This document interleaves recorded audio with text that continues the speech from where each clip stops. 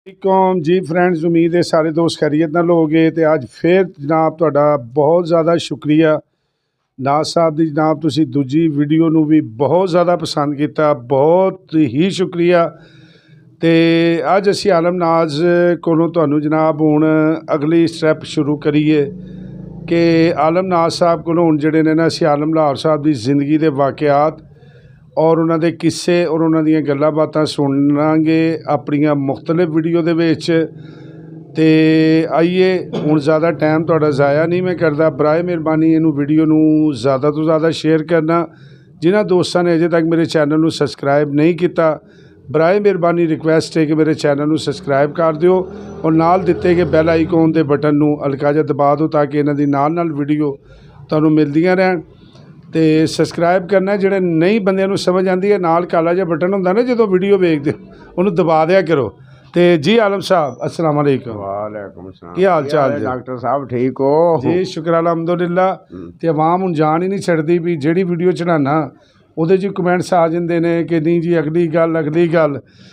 तो अज हुण तुसीं अज कि अपनी जिस तरह दो वीडियो तुसीं जिक्र किया, अज सानूं आलम लोहार साहब दा ना कोई एक किस्सा जिहड़ा ना अज की वीडियो, क्योंकि साढ़े कोल टाइम थोड़ा हुंदा है, एक किस्सा सानूं तुसीं आलम लोहार साहब की जिंदगी का जिहड़ा तुसीं बकायदा अपनी अखां दे नाल वेख्या होवे वो साडे वेखण नूं सुनाना। तुहानूं वो सुनाने जी। अज वाकया है कि मनन की बात है ना जी जी।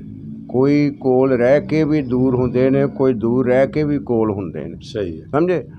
सानूं एक प्रोग्राम मिलिया चक शाहकोट दे नाल पर 60 चक के। अच्छा। उत्थे जिस वे पहुँचे फिर तुहाडा प्रोग्राम लम्मा हो जाना, वाकया तो बड़ा लम्मा है। अच्छा। मैं थोड़ा जिहा मुख्तसर बयान करना वा। उत्थे गए उन्हें जनाब मेरी जाके ना ट्रैक्टरां दा पूरी पैली उन्हें वाह दी, वाह के सुहागा कर दिता। असीं भी पहुँच गए, कहन लगे हाँ जी आलम साहब की खावो पीवोगे? मैं क्या भाई मैनू पाइया देसी घ्यो लिया दिओ, कोई किलो दुध लिया दिओ। उन्हें लिया दिता जनाब मेरी, मैं वो फैंड रहा वा, नाल मुंडा सी, उन्हें मैं क्या मैं जा यार जाके कोई 2 घंटा 2 ला, फिर असीं भी आ जाने हुण इधर दुध शुद्ध पीने जरा। अल्लाह माफ़ करे, अल्लाह रहम करे।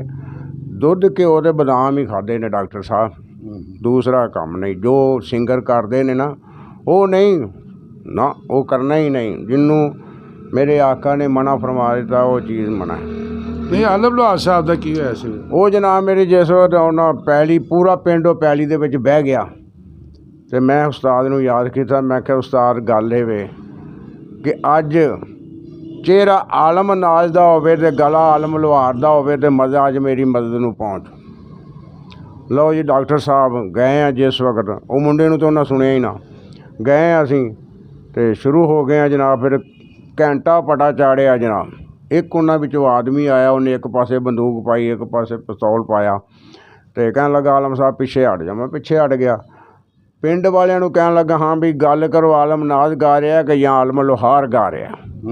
उन्हें कहा नहीं जी आलम लोहार गा रहा कि उस्ताद साहब आ गए। गल मनन दी, मनो इस तरीके नाल के आ जान समझे जी। वो आ गए, मैं फिर पिछे हट जा, घंटा फिर लाया।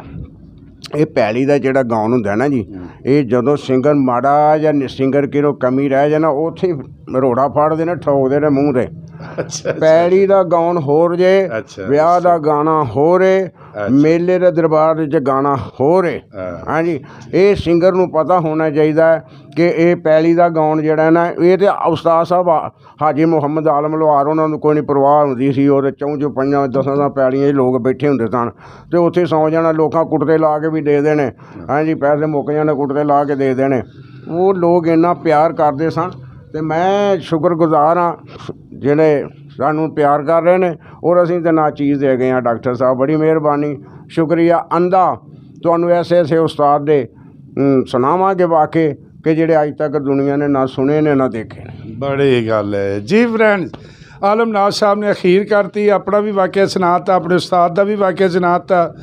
तो उम्मीद है मेरी यह वीडियो तुहानू पसंद आई होगी। बराए मेहरबानी मेरे चैनल को सबसक्राइब करो। मिलने एक नवी वीडियो के नाल। और आलम नाज साहब तुहानू अगली किस दे विच एक होर वाक़या सुनाणगे आलम लोहार दे। अस्सलाम वालेकुम।